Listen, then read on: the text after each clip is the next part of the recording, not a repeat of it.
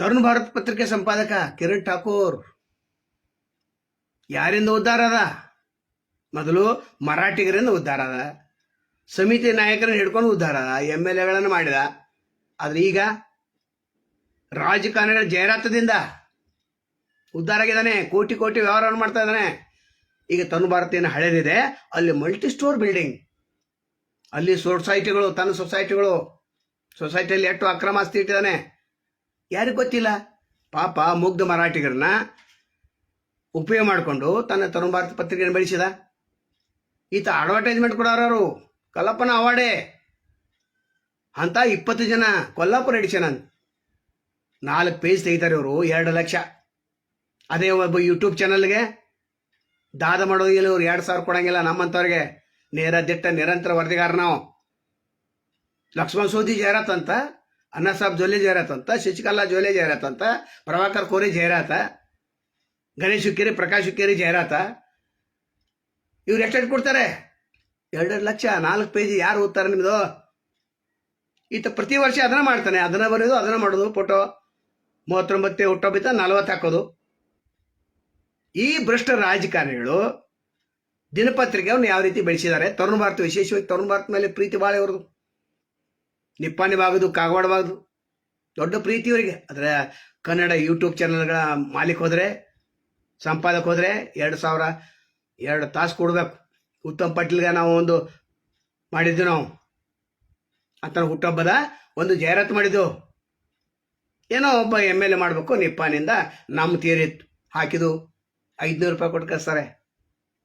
ಏನದು ಉತ್ತಮ್ ಪಾಟೀಲ್ರೇ, ನೀವು ತರುಣ್ ಭಾರತ್ಗೆ ಎಷ್ಟು ಕೊಡ್ತೀರಿ? ಎಷ್ಟು ಕೊಡ್ತೀರಿ?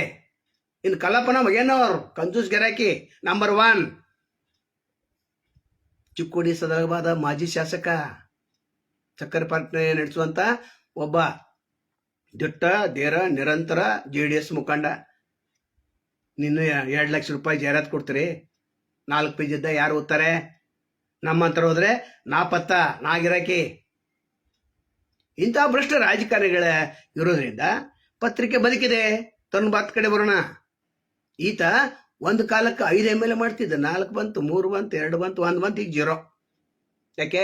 ಪತ್ರಿಕೆ ಓದೋರಿಲ್ಲ. ಈಗ ಗೊತ್ತಾತು, ಜಾಹೀರಾತು ಕೊಡೋರಿಲ್ಲ. 80% ಜಾಹೀರಾತು ಬಂದಿವೆ. ಈತ ಬದುಕಿದ್ದು ಭ್ರಷ್ಟ ರಾಜಕಾರಣಿಗಳ ಜನ್ಮದಿನದ ಶುಭಾಶಯಗಳಿಂದ. 2 ಪೇಜ್ ಏನು 4 ಪೇಜ್ ಜಾಹೀರಾತನೇ ಹೇಳ್ತಲ್ಲ, ಜನ್ಮದಿನ ಕೊಡ್ತಾರೆ ಅವರು. ಏನು ದೊಡ್ಡ ಸಾಧನೆ ಮಾಡಿದ್ದಾರೆ ನೀವು. ಅದೇ ರಸ್ತೆಗಳು, ಅದೇ ಗಟ್ಟರ್ಗಳು, ಅದೇ ಕಮಿಷನ್ ಏಜೆಂಟ್ರು. Ganesh Hukkeri commission agent. ಅದೇ 10-15 ಮಂದಿ ಆತನ ಸುತ್ತಮುತ್ತ ಇರ್ತಾರೆ. ಈತನ ಜಾಹೀರಾತು ನೋಡ್ಬೇಕು. ಆಹಾ, ಏನು ಸ್ಟೈಲು ಮಾಡ್ರಿ ಬೇಡ ಅಂತಾರೆ. ಬಡವ್ರನ್ನ ಯಾರು ನೋಡೋರು? ನಿರ್ಗತಿಗಳನ್ನ ಯಾರು ನೋಡೋರು? ಮನೆ ಇಲ್ದವ್ರು ಯಾರು ಮನೆ ಕೊಡೋರು? ಅದೇ 2 ಲಕ್ಷ ಬಡವ್ರಿಗೆ ಸಹಾಯ ಮಾಡಿದ್ದಾರಂದ್ರೆ ಒಳ್ಳೇದಾಗ್ತಿತ್ತಿಲ್ಲೋ? ಅವ್ರು ಬಿಸ್ನೆಸ್ ನಡೆಸ್ತಾ ಇದ್ರು. ತರುಣ್ ಭಾರತ ಪತ್ರಿಕೆ ಸಂಪಾದಕ ಮಹಾಭ್ರಷ್ಟ. ಎಲ್ಲರಿಗೂ ಗೊತ್ತಿದೆ. ಕೊಲ್ಲಾಪುರ ಎಡಿಷನ್ ಅಂತ, ಗೋವಾ ಎಡಿಷನ್ ಅಂತ, ಬೆಳಗಾವಿ ಎಡಿಷನ್ ಅಂತ, ಸಾಂಗ್ಲಿ ಎಡಿಷನ್ ಅಂತ. ಈ ಎಡಿಷನ್ದಲ್ಲಿ ನಿಮ್ದೇ ಇರತ್ತೈತೆ.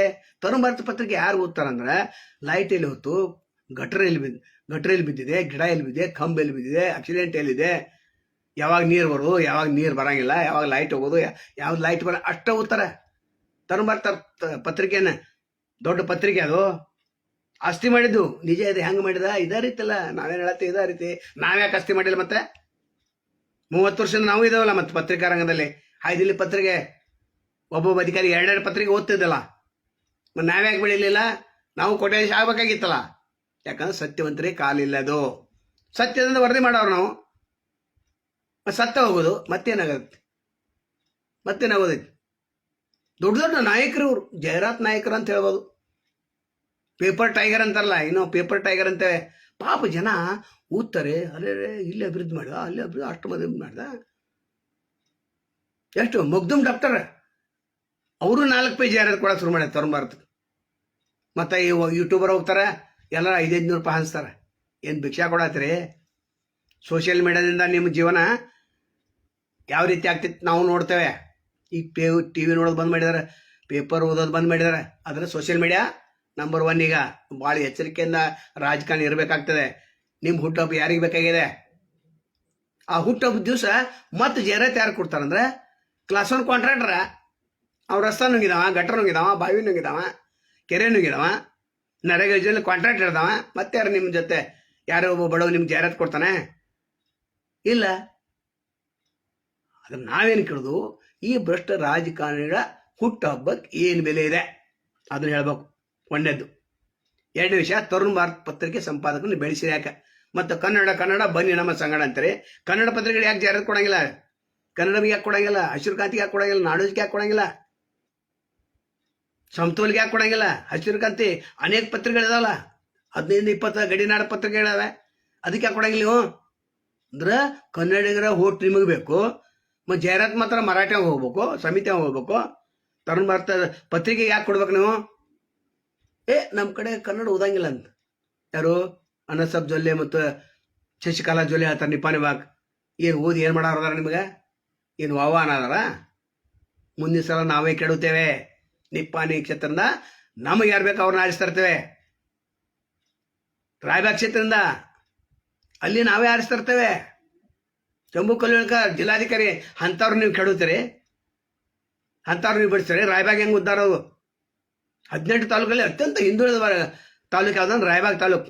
ಐಹೊಳೆ 4 ಸಲ ಶಾಸಕ, ಒಂದು ಬಸ್ ಸ್ಟ್ಯಾಂಡ್ ಕಂಪೌಂಡ್ ಕಟ್ಟಕ್ಕಾಗಲಿಲ್ಲ ನಿಮ್ಮ ಜನ್ಮಕ್ಕೆ. ಮತ್ತು ದೊಡ್ಡದೋ ಜಾಹೀರಾತು ಅಂತೀವ್ರಿ. ವಿಜಯವಾಣಿ ಕೊಡ್ತಾರ ಅಥವಾ ಯಾವುದೋ ಒಂದು ಕನ್ನಡ ಪ್ರಭ ಕೊಡ್ತಾರ. ಎಷ್ಟ? 50,000. ಮತ್ತು ಈತನಿಗೆ 2 ಲಕ್ಷ. ನಿಮ್ಗೆ ಯಾರ ಮೇಲೆ ಪ್ರೀತಿ? ಮರಾಠಿಗರ ಪ್ರೀತಿ. ಓಟ್ ಯಾರಿಗೆ ಬೇಕು? ಕನ್ನಡಿಗೆ ಓಟ್ ಬೇಕು. ಇಂಥ ನಾಯಕರಿಂದ ಜನ ಎಚ್ಚೆತ್ಕೊಳ್ಬೇಕು ಅಂತ ನಾವು ಕೇಳತ್ತೇವೆ. ಯೂಟ್ಯೂಬ್ ಚಾನಲ್ ಆದರೂ ಕೂಡ ಇಂಥವ್ರನ್ನ ನೀವು ವರದಿ ಮಾಡೋದ್ರಿಂದ ನಿಮ್ಮನ್ನು ಲಕ್ಷಾಂತರ ಜನ ನೋಡ್ತಾರೆ. ನಮ್ದು ಯಾಕೆ ನೋಡ್ತಾರೆ? ಫೋನ್ ಮಾಡಿ ಫೋನ್ ಹಿಡಿದು 2,000 ಮತ್ತು ಸಂಜೆ ತನಕ 10, 20,000, 50,000 ಯಾಕೆ ನೋಡ್ತಾರೆ? ನಿರಂತರ ವರದಿ ಮಾಡ್ತೇವೆ ಅಂತ ನೋಡ್ತಾರೆ. ನಾವೇನು ಹೇಳಬೇಕಾಗಿತ್ತು, ಜಾಹೀರಾತಿನ ಪತ್ರಿಕೆಗಳು ಯಾವ ರೀತಿ ಬದುಕಿವೆ. ಮತ್ತು ಸರ್ಕಾರ ಜಾಹೀರಾತ ತರುಣ್ ಭಾರತ ಗೋವಾ ಎಡಿಷನ್ ಅಂತ ಅಲ್ಲಿ ಗೋವಾ ಸರ್ಕಾರ ಡಬ್ಬ ಹಾಕೋದು, ಮಹಾರಾಷ್ಟ್ರ ಸರ್ಕಾರ ಅಲ್ಲಿ ಡಬ್ಬ ಹಾಕೋದು. ಯಾಕಂದ್ರೆ ಗಡಿ ಸಮಸ್ಯೆ ನಾವೇ ಜೀವಂತ ಇಟ್ಟಿದ ಅಲ್ಲಿ ಡಬ್ಬ ಹಾಕೋದು. ಮತ್ತು ಕರ್ನಾಟಕ ಸರ್ಕಾರದವರು ಇಲ್ಲಿ ಡಬ್ಬ ಹಾಕೋದು. ಜಾಹೀರಾತನ್ನು ಲೂಟಿ ಈ ಹುಟ್ಟು ಹಬ್ಬಗಳಿಂದ ಏನು ನಾಯಕರು ಕೊಡ್ತಾರ, ವಿರುದ್ಧ ಪ್ರಕರಣಗಳು ಎಟ್ಟೆ ಬರಲಿ, ಗಂಭೀರ ಪ್ರಕರಣ ಒಂದು ತೆಗೆಯಲಿ. ಇವರು ಎಷ್ಟು ಇನ್ವೆಸ್ಟಿಗೇಷನ್ ವರದಿ ಮಾಡಿದಾರೆ ಅವರು. ಇವ್ರ ಮೇಲೆ ಅಂದ್ರೆ ಅಪ್ಪದ ಮುಚ್ಚಿ ಹಾಕಕ್ಕೆ ಪ್ರಯತ್ನ ಮಾಡ್ತಾರೆ. ಯಾವ ರಾಜಕಾರಣಿ ರೇಪ್ ಮಾಡಿದ್ದ, ಅವನ ಮಗ ರೇಪ್ ಮಾಡಿದ್ದ, ಅಥವಾ ಏನೋ ಒಂದು ಗದ್ದಲಾಗಿತ್ತು, ಅದು ಮುಚ್ಚಿ ಹಾಕಕ್ಕೆ ಪ್ರಯತ್ನ ಮಾಡ್ತಾರೆ. ಯಾಕಂದ್ರೆ ಪ್ರತಿ ವರ್ಷ ಜಾಹೀರಾತು ಕೊಡ್ತಾನಲ್ಲ ಅವ. ಇಂಥ ಪತ್ರಿಕೆ ನೀವು ನಂಬೋರು, ನೀವು ಓದೋರು, ಆ ದೊಡ್ಡ ಲೀಡರ್ ಅಲ್ಲ ನೀವು. ದೊಡ್ಡ ಲೀಡರ್ ಆಗ್ಬೇಕಲ್ಲ ನೀವು. ಜಾಹೀರಾತು ಲೀಡರ ನೀವು? ಲೀಡರ್ ಯಾವಾಗ ಆಗ್ತಾನೆ? ಯಾರು ಬಡವರ ಸೇವೆ ಮಾಡ್ತಾನೆ ಅವ್ನು ಲೀಡರ್ ಆಗ್ತಾನೆ. ನೀವೇನು ಜಾಹೀರಾತು ಕೊಡೋದ್ರೆ ಯಾರು ನಂಬ್ತಾರ? ಯಾರು ಓದಂಗಿಲ್ಲ. 4 ಪೇಜ್ ಯಾರು ಓದ್ತಾರ? ಯಾರ ಕಡೆ ಟೈಮ್ ಇದೆ? ಅದೇ 2 ಲಕ್ಷ ಅಲ್ಲಿ ಬಡವರಿಗೆ, ಆ ಓನ್ಯಾಗಿದ್ದವ್ರಿಗೆ, ಹುಡುಗರಿಗೆ. ಆಜು ಬಾಜು ನಿಮ್ಮ ಮನೆಗಳನ್ನ ಹಂಚಿನ ಮನೆ ಇರ್ತಾವ. ಮಕ್ಕಳ ನೀವು 4 ಬಿಲ್ಡಿಂಗ್ ಸ್ಟೋರ್, 4 ಮಜಲ ಮನೆ ಕಟ್ಕೊಂಡಿರ್ತಾರೆ. ನಾಚಿಕೆ ಮಾನ ಮರ್ಯಾದೆ ಸ್ವಲ್ಪ ಬೇಡ ನಿಮ್ಗೆ? ಇನ್ನು ಮುಂದಾದರೂ ತರುಣ್ ಭಾರತ್ ಪತ್ರಿಕೆ ಸಂಪಾದಕನಿಗೆ ಜಾಹೀರಾತು ಕೊಡೋದನ್ನು ನಿಲ್ಲಿಸಬೇಕು ಅಂತ ಇವ್ರ ನಾಯಕರಿಗೆ ಹೇಳ್ತಾರೆ. ಇನ್ನೂ 15 ಜನ ಹೆಸರಿದೆ, ಬೇಡ. ಒಟ್ಟಾರೆ ನೀವು ನಮ್ಮ ವರದಿಯನ್ನು ವೀಕ್ಷಣೆ ಮಾಡಿದ್ದಕ್ಕಾಗಿ ಧನ್ಯವಾದಗಳು. ನಮಸ್ಕಾರ.